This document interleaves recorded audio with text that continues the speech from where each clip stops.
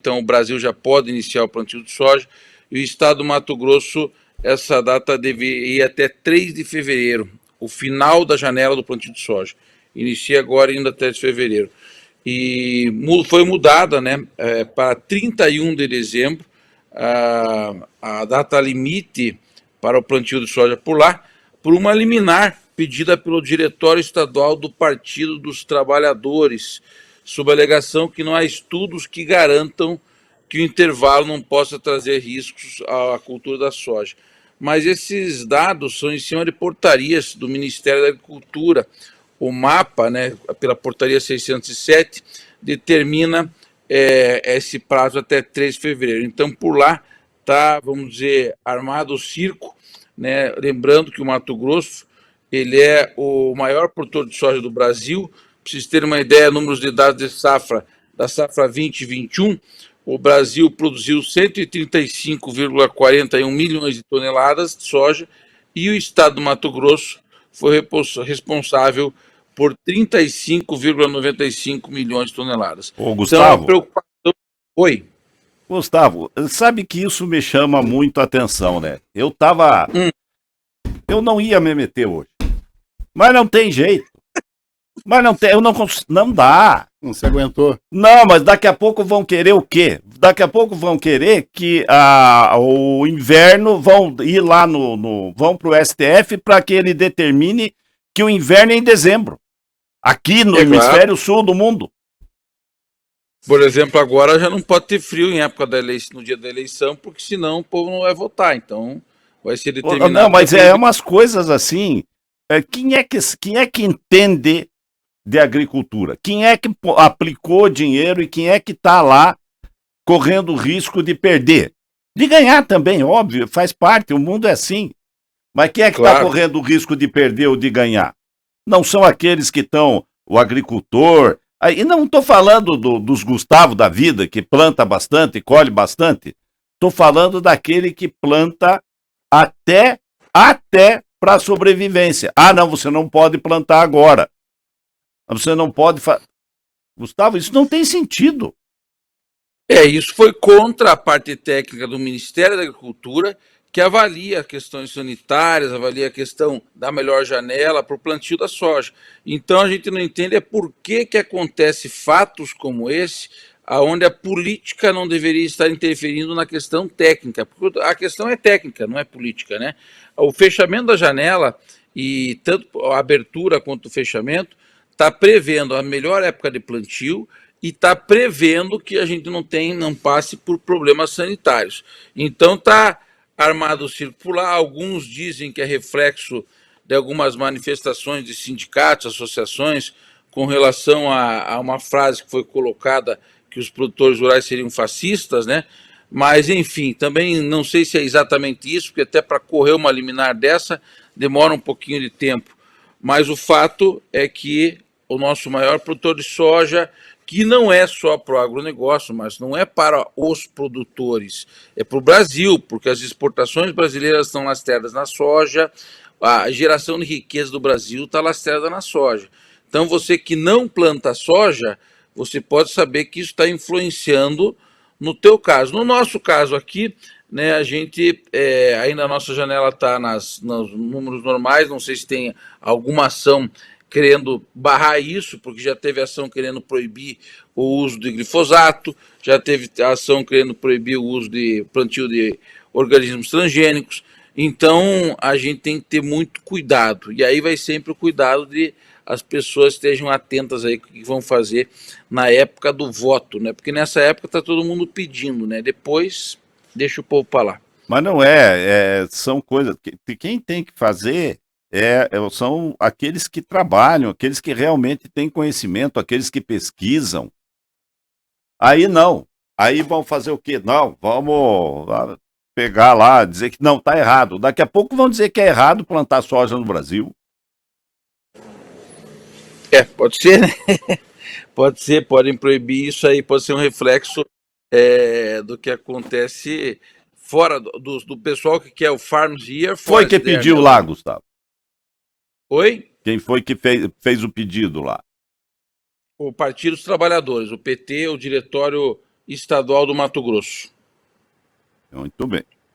Tá bom. Vamos falar de outra coisa. Você tem observado a questão da crise energética na Europa? Pois é, você veja, Márcio, ontem, inclusive, a gente estava comentando as questões de combustível, né? É um assunto que a gente até às vezes fala bastante, e aí um analista estava fazendo uma relação com a questão do óleo diesel, porque o óleo diesel hoje está muito mais caro que a gasolina e muito mais caro que o etanol.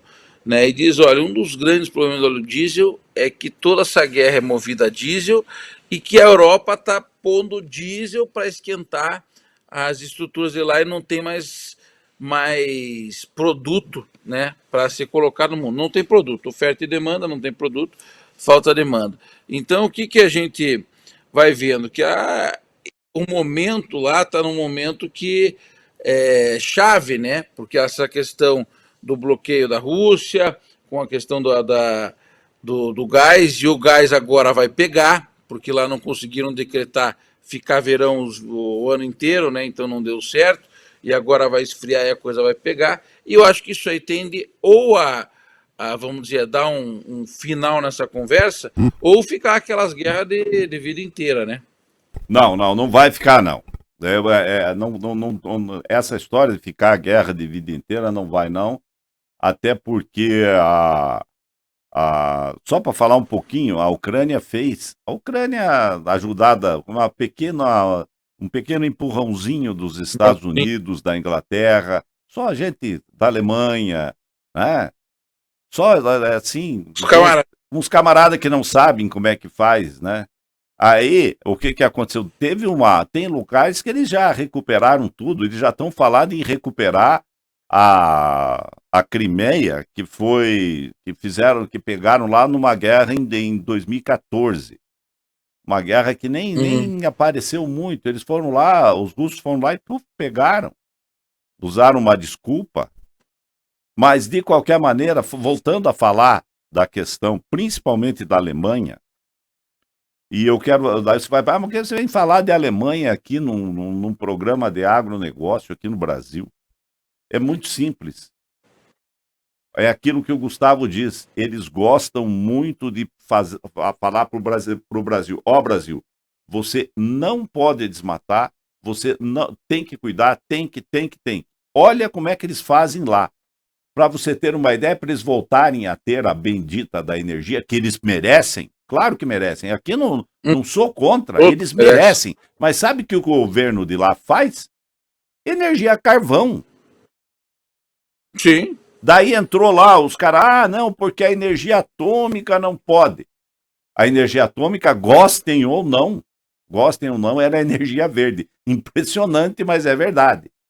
A energia atômica ela tem que ser muito bem cuidada. Ela é muito poderosa, extremamente poderosa, e tem que ser bem cuidada. Não dá para cuidar. Então aí, onde é que eu vejo?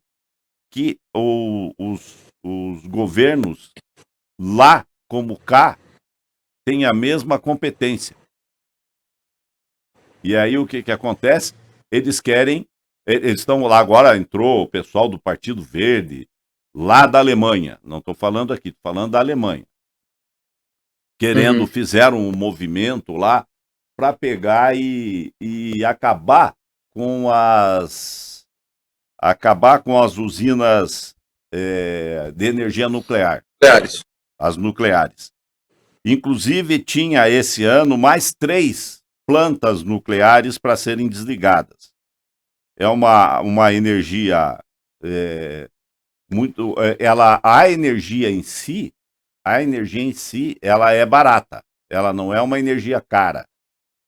Agora, como o problema dela todo é como não deixar ela concentrada dentro da usina, que é o que interessa. E ela cria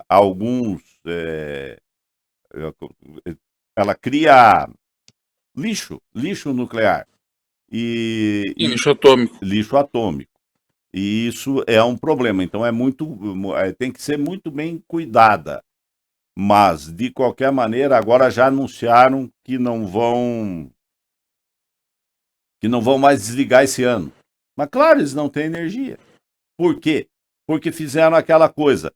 Ah, não. E o Brasil, ainda bem que não, aqui no Brasil também, o mundo inteiro fez, né? O mundo inteiro fez. Primeiro, eu entendo que tem que ter um certo equilíbrio e um certo planejamento. Agora, de qualquer maneira, veja bem, há um tempo atrás, você tinha que fomentar a indústria brasileira para que os produtos fossem feitos aqui, davam empregos aqui. Só que aí, com a tal da globalização, o que aconteceu? Teve alguns países que foram mais espertos, caso da China, por exemplo, que foi muito esperta, que ela começou fazendo lembra daquele tal de chinesinho, que era um tênis que vinha, que durava 5 dias no pé da criança? Mas foi assim que começou. Hoje não. Aí você vai dizer, não, porque a chinês é ruim. Negativo. Negativo. O que vem de lá tem produto de carregação? Óbvio que tem. Mas tem muito produto bom. Mas muito, muito, muito. A grande maioria. Eles aprenderam. E eles viraram praticamente, gostem ou não, a indústria do mundo. Você vai, aqui no Brasil, você vê. Não vou nem falar de eletrônico, porque eletrônico é no mundo inteiro. Mas você vê vestuário feito na China, nos Estados Unidos, aí você vai nos Estados Unidos. Gustavo teve lá esses dias. Lá, se você for no Walmart, lá nos Estados Unidos, está cheio de produto chinês. Ou seja, a China virou a indústria do mundo. Assim como lá na Europa era mais barato. Acharam que o Putin era bobão, e como o gás dele lá era mais barato, ele vendia mais barato, ele ia fazer com o gás que tem lá. Ele explorava o gás e tinha que vender para alguém. É a mesma coisa. Se nós não tiver para quem vender soja, amigo, quem é que vai continuar produzindo soja se não tem para quem vender? Aí foram lá e o gás era mais barato, compraram do Putin. Daí agora ele resolveu fazer uma guerra, ele simplesmente fechou a torneira. E agora os caras ficaram com o pincel na mão. Dizem que não vão desligar as usinas nucleares mais esse ano, porque vão fazer algumas. Como elas estavam em fase de desligamento, ninguém investe nada. Imagine, se nem quando funciona eles não investem, imagine se está em fase de desligamento. Mas que não vão desligar mais. Agora a China está tendo um probleminha lá com algumas empresas que estão meio que quebrando lá, inclusive construtora. Mas de qualquer... Sabe onde é que eu vejo que não pode ir tudo para um lado? Os Estados Unidos está tentando fazer uma fábrica de chip. Está tentando, não, vai conseguir, só que demora. Uma fábrica de chip muito grande lá em solo americano, para não ficar dependendo tanto, para não ter que depender tanto do lado de Taiwan. E isso acaba ficando mais caro e o povo não gosta de pagar mais caro. Por isso, eu acho que a gente deveria dar um valor, parar dessa história e dar um valor para quem produz alimento para o mundo, que é o Brasil. Gostem ou não, o Brasil é um grande produtor de alimento. E vai continuar assim, desde que não queiram começar a cortar. Olha, não pode mais plantar. Agora, imagine, Gustavo, chegar e dizer assim para você: ô Gustavo, você não pode mais plantar soja em novembro. A partir de agora, você só vai poder plantar soja em fevereiro. E aí? Esse é o ponto, né? Isso aí a gente tem que também trabalhar para diminuir essas influências políticas em tudo, né? E aí a globalização, que é importante a gente se posicionar, porque é o que acontece. Tem toda a questão que é necessária, é importante lá na Europa, mas a Europa resolve que agora vamos meter a lenha em carvão e vamos meter a lenha em usina nuclear, o que for, e está tudo certo. Cadê a menina lá, a Glenda? A Greta. Glenda, esqueci o nome. A Greta. Cadê a Greta berrando? Né? Cadê os artistas? Cadê o Leonardo DiCaprio falando, meu Deus do céu, peraí, eu vou desligar meu aquecimento aqui porque eu quero ajudar o Globo. Quer dizer, então as pessoas têm que entender que a hora que você tem um posicionamento, você deve ter esse posicionamento para tudo, para o bem e para o mal. Né? Então, a hora que eu estou no conforto, né, que está quentinho, está agradável, está beleza, então o pessoal que está lá no meio do mato que se ferre. Isso é o problema, que as pessoas são muito individualistas e sempre tem alguma coisinha por trás. Esse é a essência e que a gente deve trabalhar para não acontecer isso a nível mundial. Né? A gente tem que trabalhar que, principalmente, a hora que você tem as questões políticas. Né? A hora que você tem toda a questão política funcionando e que aí a dificuldade é se esse povo vai realmente ser a coletividade em relação ao bem, ao benefício próprio, o seu próprio, inclusive, e esse agora. O jogo é que quem tem que fazer isso e quem tem que tirar quem é ruim é a população. Tanto aqui, tanto fora, o Partido Verde lá da Alemanha, ou daqui, ou de onde for. O fato é que o mundo, o globo é um só, e estamos todo mundo no mesmo globo. Isso não tem como. Você viu aqui, ó, o USDA chega com um novo boletim de oferta e demanda hoje, segunda-feira. E Chicago aguarda altas fortes, quer dizer, o USDA já não está mais conseguindo esconder, tapar o sol com a peneira. Agora, o que eu achei interessante na notícia é o seguinte, né? Os números são aguardados pelo mercado, já que as comparações com os dados dos últimos tours de safra, especialmente da ProFarmer, lá dos Estados Unidos, serão inevitáveis. Então, o que acontece? Aqui a ProFarmer está fazendo o contraponto do USDA. O USDA fala uns números que não são reais e a ProFarmers, no levantamento dela, mostra, ó, meu número não é esse que você está mostrando. Vai aparecendo, vai caindo, né, o manto que o USDA tem de informações corretas. E daí também eles têm uma grande preocupação, é que a NASS, né, NASS, é uma agência ligada à questão do clima nos Estados Unidos e é uma das agências do USDA, né, terá também uma revisão mais cedo do plantio de diversas culturas, incluindo soja e milho.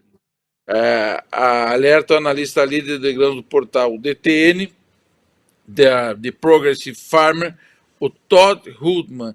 Então, essa semana pode ter boas surpresas positivas para nós na questão da soja, né, em função de dados que o pessoal camufla.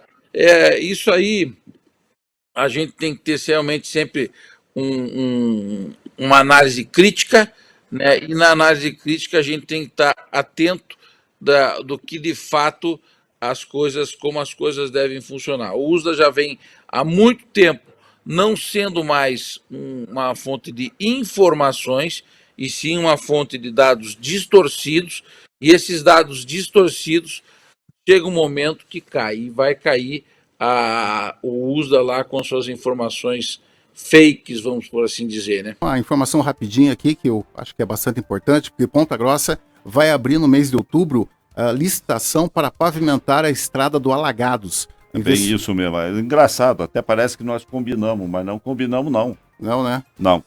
Ô, Gustavo, você diz que vão pavimentar a estrada do Alagado? Agora, essa notícia... Não, mas essa notícia é velha, Gustavo. Ou deram ela adiantada? Isso. Na realidade é um pouco daquilo que você fala, né, Márcio? Eu acho que é muito importante essas ações, claro, mas deram uma notícia que iam pavimentar. Agora acho que a notícia é que saiu a licitação e depois você tem a notícia que entrou a máquina, depois tem a notícia... Então você vai... então tá bom, ótimo, perfeito. Não, ótimo. Né? Então, agora, tá então vamos dar realmente... a notícia. A prefeita Elizabeth Schmidt anunciou nesta sexta-feira, dia 9, a realização da licitação destinada à pavimentação da estrada do Alagado. Segundo o Diário Oficial do município, a licitação deve ser aberta no dia 14 de outubro de 2022, às 14 horas, prevendo as obras na estrada Arquimedes Carlos Gobo, trecho 1, do loteamento São Martim até a ponte do Rio São Jorge. E o valor máximo será de 6.756.000 e uns quebrados. Para a pavimentação poliédrica de 6,5 quilômetros. Estamos falando aí algo em torno de R$ 1 milhão por quilômetro. Com pavimentação poliédrica. Que largura vai ter essa estrada, Gustavo? Não, é a largura que ela já tem, né? Eles vão fazer não. Qual é a largura que ela vai ter? Tem que ter. Não, a largura da caixa que ela já tem hoje. Eu até não sei se precisar a largura exatamente, né? Mas é a estrada do alagado que a gente está acostumado, né? Que a gente conhece, só que ela vai ser, vão só pavimentar em cima e fazer saída d'água. Você não vai ter uma retificação vamos dizer, do traçado, você não tem. Você não vai ter uma obra como se fosse uma estrada nova, retificações, coisa nada. Você tem a estrada atual, aonde ela vai fazer a pista. Eu acho que deve ser em torno. Eu acompanhei já há algum tempo atrás uma apresentação desse projeto. Até não era desse projeto, era do projeto da estrada do Buraco do Padre, e que estariam fazendo a do Alagado. E a do Alagado seria uma estrada turística que colocaram, né? E a estrada do Buraco do Padre é uma estrada de agricultura. Eu acho que meio que inverteram as coisas. Mas o fato é que é importante para o setor. Agora, é isso que você falou. Então, anunciaram que iam fazer estrada, anunciaram que iam pôr recurso, anunciou a licitação, daqui a um tempo vão anunciar o ganhador, e depois anunciar o começo das obras, depois anuncia o final das obras. Eu acho que eu vejo, sim, é muito positivo. Falado muito que é importante, que precisa, na área rural, eles terem um planejamento de estarem asfaltando, pedra irregular, for melhorando as condições das estradas. Não vai ficar o resto da vida passando patrola para lá e para cá, colocando cascalho. Choveu, não anda, não passa. Então, o que acontece? Acontece que realmente precisa. Deveria ter, inclusive, um planejamento de longo prazo, supra-mandato de prefeito, dizendo assim, olha, tem que fazer tantos quilômetros de estrada todo ano, porque isso aí é avanço, isso aí é fomento para o turismo, isso é fomento para a produção, né? Eu estava vendo uma reportagem aqui de um americano, né, que tem muito gado em lactação. Agora, como é que esse cara tem? Como é que o cara tem uma fazenda onde ele tem 100 mil cabeças de gado, né, e tem 50 mil vacas em lactação? Se esse cara não tiver estrada, se esse cara não tiver luz, se esse cara não tiver qualidade por lá, não chega. Então, se você falar para esse americano aqui, né, na realidade é um cara até que vem, o Louis Bittencourt, é o maior produtor independente de leite do mundo. Se você não der estrutura para o cara, falou, oh, traga, vamos tirar a tua fazenda e vamos colocar aqui. Ele fala, não, aí não dá, aí não vai. Então, realmente, precisaria de um plano de longo prazo. Agora que a gente vê que realmente as notícias ficam, às vezes, batendo novamente no mesmo lugar, às vezes elas ficam batendo e a gente não vê a estrada sendo efetivamente feito o serviço, né?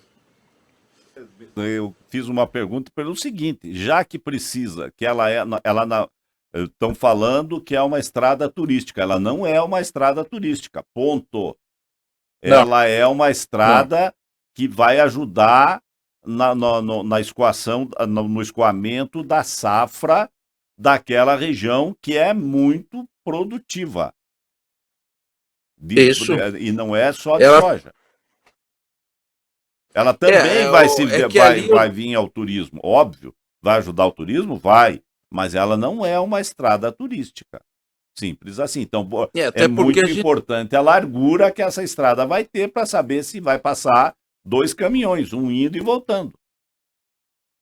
Não, você vai chegar, eu vou dizer para você, por exemplo, ali onde é que a gente chama na Serrinha, adiante do ponto final, né?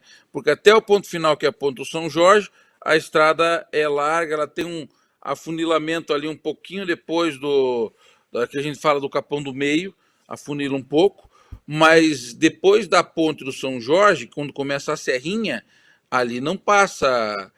tem lugar que passa, não chega a passar 2 carros, tem que um vir e outro voltar, senão não vai, né? Então existe um processo de retificação, de melhoria do traçado. Inclusive, eu solicitei recentemente para o secretário, né, o projeto, porque o projeto vai até o Yacht Club, né? E aí para a gente procurar ver se consegue recurso para fazer a parte da serrinha, que seria mais importante do que a parte que estão fazendo agora, porque lá é o problema maior dessa estrada, a serrinha tanto indo, vamos dizer, entre a Ponte do São Jorge até o trevo que vai para Ponte Preta ou para o clube, né? Então ali é o ponto mais crítico e ali realmente a estrada é estreita, não houve nenhum processo nesse sentido. E ali está ligada, né? Porque a estrada da Secretaria de Agricultura está ligada ao Buraco do Padre e essa aí ficou ligada à Secretaria que mexe com o Planejamento.